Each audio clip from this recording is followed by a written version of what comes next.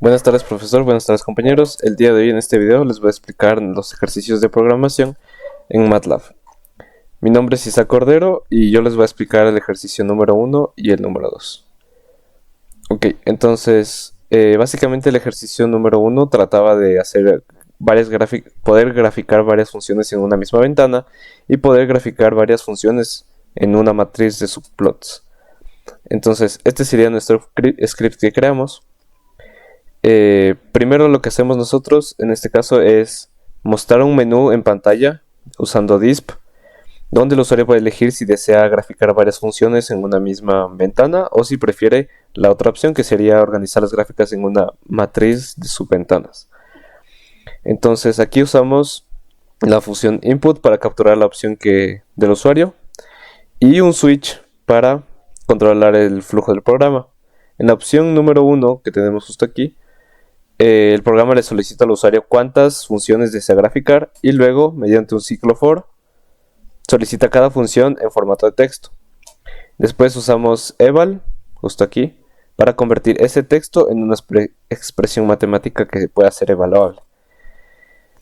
Creamos un vector para x usando linespace y calculamos los valores de y para cada función. Luego utilizamos plot para dibujar cada función en la misma figura y también agregamos elementos importantes para la visualización, como pueden ser el título de la gráfica, los nombres de los ejes, la cuadrícula con grid on y la leyenda, de manera que la gráfica se vea un poco más clara y más fácil de interpretar. Entonces, eso sería el ejercicio número 1. Pasamos al ejercicio número 2. Ok, en el ejercicio número 2 creamos un programa que permite analizar dos tipos de funciones, las lineales y las funciones exponenciales.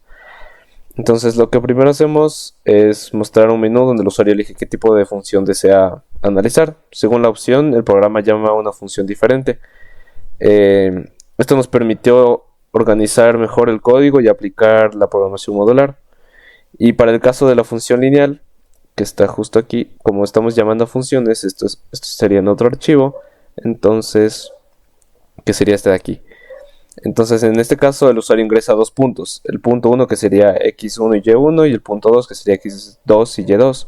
A partir de estos puntos, el programa puede calcular la pendiente usando la fórmula matemática de la pendiente, luego se calcula la intersección con el eje Y a partir de esto también se calcula el corte con el eje X. Todos estos valores se muestran en pantalla para que el usuario pueda ver los resultados y después el programa construye la ecuación de la recta de forma algebraica y la muestra directamente en una gráfica utilizando la etiqueta del eje Y finalmente se grafica la recta junto con los puntos de corte usados con diferentes colores y marcadores.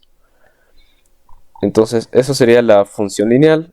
Pasamos a la exponencial, que sería justo lo que está aquí. En el caso de la función exponencial, el usuario debe ingresar valores de las constantes, que en este caso sería la k, la n y la c. Con estos valores ya se puede construir la función matemática y se grafica en un rango determinado. También se grafica la asíntota horizontal y se calcula el punto de corte del eje Y. Con esto se determinan los valores máximos y mínimos dentro del rango establecido y todos estos resultados se imprimen en la consola de MATLAB para que el usuario pueda ver. Y básicamente eso serían el ejercicio 1 y el ejercicio 2. Muchas gracias. Primero tendremos que solicitar que el usuario ingrese un número en binario. Esto se guardará mediante la función input como una cadena de texto para poder verificar que sean ceros o unos. Caso contrario, si esto no cumple, se mostrará un mensaje de error y finalizará el programa.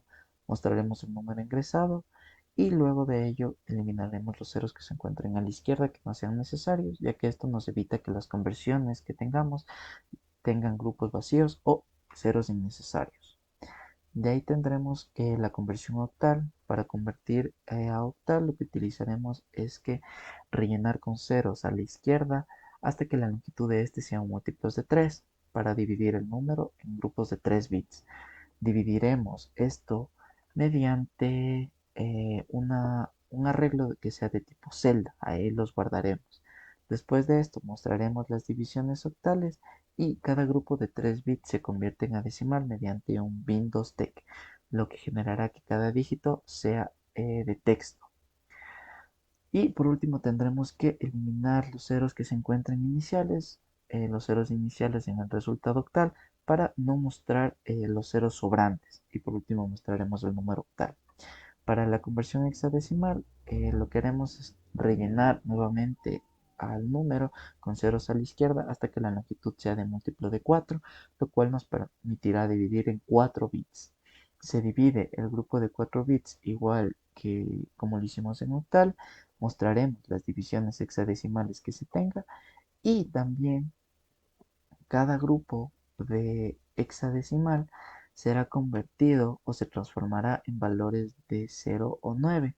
Esto es que el número del 0 al 9 se transformará en una letra de A a F según lo que se corresponda. Y por último también eliminaremos los ceros que sean innecesarios, igual que como en el octal, mostrando solamente el número real. Y esto se desplegará en la consola como número hexadecimal. Primero solicitaremos al usuario que ingrese un número binario que contenga una coma, que separe la parte entera de la decimal. Si esto no contiene, mostraremos un mensaje de error y finalizará el programa. Después separaremos la parte entera de la parte decimal. Lo que esté antes de la coma será la parte entera y lo después de la coma sería la parte decimal. Mostraremos el número ingresado por parte del usuario y preguntaremos en el formato que se quiera trabajar, ya sea 16 o 32 bits, que definirá cuántos bits utilizarán para la parte de la mantiza. Encontraremos el primero 1 en la parte entera para calcular el exponente. Si este no se encuentra, lo buscaremos en la parte decimal. Y para calcular el exponente, si se encuentra el primer 1 en la parte entera, el exponente es la distancia entre el primer 1 y el final de la parte entera. La mantiza es todo lo que sigue del primer 1 en la parte entera y también de la parte decimal. Si no se encuentra el primer 1 en la parte entera, se busca el primer 1 en la parte decimal y el exponente será negativo dependiendo de la posición en la que se encuentre este. Ajustaremos la mantiza dependiendo del formato. Si es para 16 bits, lo que vendría a ser es que la mantiza será ajustada a 10 bits. Si la mantiza tiene más de 10 bits, se recorta este. Si tiene menos, lo que haremos es asignar y completarla con ceros para la parte de 16 bits. En caso para la parte de 32 bits, lo que haríamos es que ajustamos en cambio ahora la mantiza para 23 bits y si la mantiza original tiene menos de esto, lo que haremos es completarlo con ceros. Por último, lo que haremos es mostrar el número ya normalizado, que sería la mantiza multiplicado por 2 elevado al exponente. Este exponente depende de la longitud que tenga correspondientemente, ya sea para 16 bits para 16 bits que vendría a ser 10 bits o para 32 bits que vendrían a ser 23 bits. Una de las partes más difíciles del código fue entender cómo encontrar el primer 1 y calcular el exponente correctamente. Esto fue gracias a la posición del primer bit y esto no debería haber afectado al final de los valores. Y cómo se formula el exponente dependiendo de si el primer 1 está en la parte entera o en la parte decimal. De los aprendizajes fue el formato de la mantiza entre 16 y 32, ya que este solo tenía que verificar la longitud y si faltaban bits completarlos con ceros o cortarlos en caso contrario. Este proceso es entender cómo es que funciona la representación normalizada. Bien, en el próximo ejercicio vamos a realizar el código para la fórmula de Gauss-Seidel.